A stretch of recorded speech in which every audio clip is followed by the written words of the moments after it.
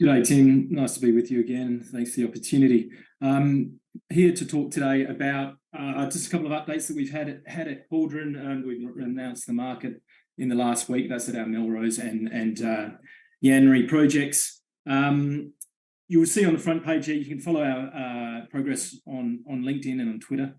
We've actually got 1,800 shareholders, quite a lot for a small company. But, you know, to be honest, the company has been horrifically bad at communicating with its shareholders. So we're trying to be a lot more proactive. We're doing good things like Share Cafe and being a lot more active with our shareholder base. So I'd encourage anyone listening, sign up on LinkedIn or Twitter. A bit of a story there. That's actually a new Twitter handle, CXU ASX. The company previously did have a Twitter account back 5 years under a change of management. We lost control of that, and I've actually been arguing with Twitter for the last couple of weeks to try and get hold of that old handle, which we cannot. So please use that new one. Twitter's help desk is basically about as useful as screen doors on a submarine. They say they can't prove that I'm the CEO of Cauldron, so I assure everyone I am. Not good enough for Twitter, but it's hopefully good enough for you guys. Can we go on to the next slide, please? So Cauldron has a history in uranium. Our foundation asset, which is the Yanri uranium project, is actually WA's 5th largest uranium resource. Fantastic project in that it's also leachable, which means it can be developed in a CapEx light and an OpEx light manner. However, near-term value from that is constrained because of the current WA government policy. And I'd highlight to investors that policy has only been in place since Mr. McGowan's been in power. Mr. McGowan will be out of power at some stage. That policy will change, and Yanri will suddenly become an incredibly valuable asset again. So we think there's a lot of option value there. What we're now trying to do is deliver some near-term value from Yanri by focusing on some of the other good commodities that we think that are there on site, particularly rare earths. We've also, sort of consistent with our exploring the energy transition thematic, picked up an exciting project, being the Melrose project, with it's near Dalwallinu in WA and quite close to some of Chalice's projects. And we think, again, that's prospective for copper, nickel and PGM. So very excited to give you an update on those today. Next slide, please. No point in talking about the board. I will talk about Ian and Angelo. They're our technical team, and Ian doubles as our chairman. But these are world-class geologists and explorers. They're actually out on site this week. You've seen a few photos online. They're walking the ground, they're taking samples, and it's really exciting now to be in a position where we know we've got news flow coming up, and so we can be a bit more active talking to shareholders. And you know, there's exciting stuff happening, which some of which I can talk about today, and others will be released to market in the coming weeks. Next slide. Okay, so Yanri, uranium in the longer term. In the near term, we think there's rare earths potential there. There has been historic rock chip samples that have returned elevated rare earths levels. The guys have been out on site with a portable XRF, taking samples and planning for a drill campaign. So we had a POW actually approved at Yanri to go drilling, and as preparation for that, the guys up there today. So really exciting there, and the rationale for looking for rare earths at Yanri is, you know, looking at that geological interpretations, looking down to see where Hastings and Dreadnought's Yin deposits are, and following those geological anomalies up, it's not very far to Yanri. You know, there's really strong rationale for thinking that it's a good thing to look for. I'm not talking about the sand assets or the gold assets today. We've talked about those previously, and they're in the current investor presentation. So I just want to skip on next slide to strategy. You'll see here, this is a standard slide I put in every presentation, and the green says, you know, these are the updates that are consistent with our strategy. So move on to Melrose, please. Next slide. Beautiful picture of Melrose there. So Melrose is in Dalwallinu. As you saw from the picture before, there's some agricultural land out there, but there's also a history of mining. And you see the little yellow rectangle there in the middle is the land that we've picked up. and we pegged a bit of land around our original project as well. And you can see there the proximity to the Chalice Julimar deposits. And if we go on the next slide, you can also see we've got some neighbours in Nicolex as well, and I just know Nicolex put out some interesting aeromag electromagnetic anomaly results yesterday. Look, we're excited by this for a number of reasons: perspective for nickel, perspective for PGMs.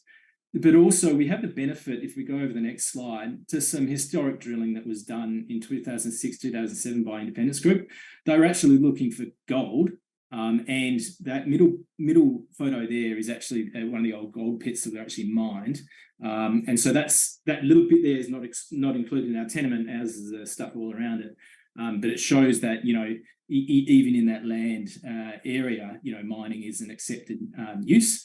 I'd also point out there's Angelo taking some samples at Melrose, which was earlier in the week. And out of that historic drilling that Independence has done, if we go to the next slide, we've actually got 4 walk-up drill targets, which is pretty uncommon for such an exploration project. So, you know, there's historic results. Independence didn't follow them up because they were looking for gold and didn't really worry about the nickel. But you know, we've got fantastic results up to 0.47% nickel that are absolutely right for follow-up. So, you know, the guys have been out there this week collecting data, preparing, and we'll be going back with planning for a drill campaign soon. Next slide. Uranium next. There's a background on uranium. Look, we're long-term uranium bulls. We think that there's a lot of good stuff to go on uranium and its support for carbon-free baseload megawatt hours. Next slide. Yanri is a world-class deposit for uranium, but its near-term value generation potential is constrained because of the WA government policy. However, if you go to the next slide, we're now looking at, this is where the interpretation starts. You can see the 2 stars there. The top one is Yanri. The bottom one is Hastings and Dreadnought, which is our known rare earth deposit area. And there's a black dotted line that you'll see there through there, which is the Lions River Fault. And you'll see that the rare earths effectively appear on each side of that fault line. That fault line runs straight through Yanri. If we go over the next page, you know, you can see through aeromags, we actually have some initial target areas to follow up, and the guys are walking that ground today. And if we go over one more, you know, those targets, they're based on surface expression as well. If you look at some of the surface expression compared to the surface expression you see at Hastings, at Yangibana, and at the Yin deposits for Dreadnought, they look similar. And, you know, as I said, they're on a similar Lions River fault line. So that's a really good start for us to begin an exploration program for rare earths. Next slide. Other than that, longer term, Yanri remains one of the most attractive uranium deposits in WA. We are also looking, you know, for the potential for getting some uranium land outside of WA to sort of round out the uranium portfolio in the company. Next slide. I mentioned this, leachable uranium deposits are fantastic, much lower capex, much lower opex. And I'm pleased to say that Yanri, you know, appears to be amenable to leaching. And, you know, it's a testament to how important that is, that almost every single new uranium resource that's come online in the last 20 years is leachable, because you can do that even under a relatively low uranium price. Next slide.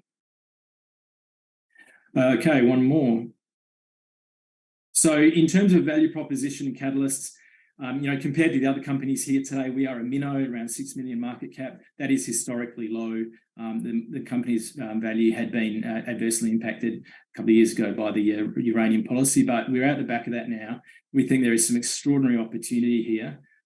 We've got good deal flow, good news flow, and, you know, I would recommend everyone to keep an eye on what we're up to over the next few months. Next slide. I think that's pretty much it. Thanks, thank Jono. you very much. A couple of questions. Let's just touch on the WA government policy there.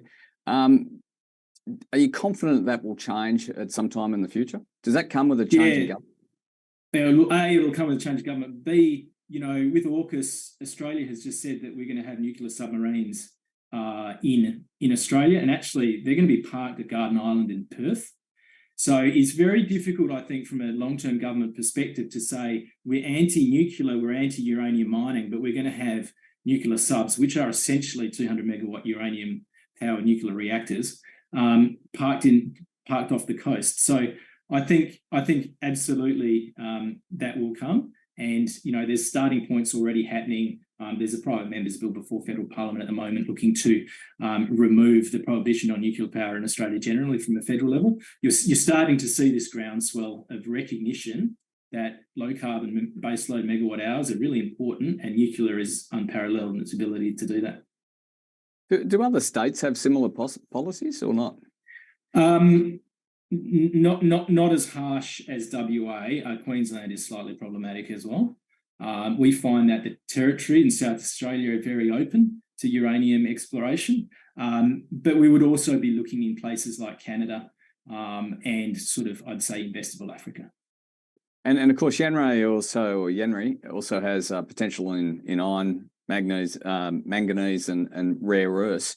Where's your focus up front, and how do you manage those different commodity bases? Yeah, so the rare earth thing is something that we're really excited to look at, and as well as some other potential commodities at Yanri. And that is, I just want to be clear, that does not detract from the uranium value on those tenements. We actually get an exemption from exploration requirements on Yanri because of the policy in WA. We still have to pay tenement fees though.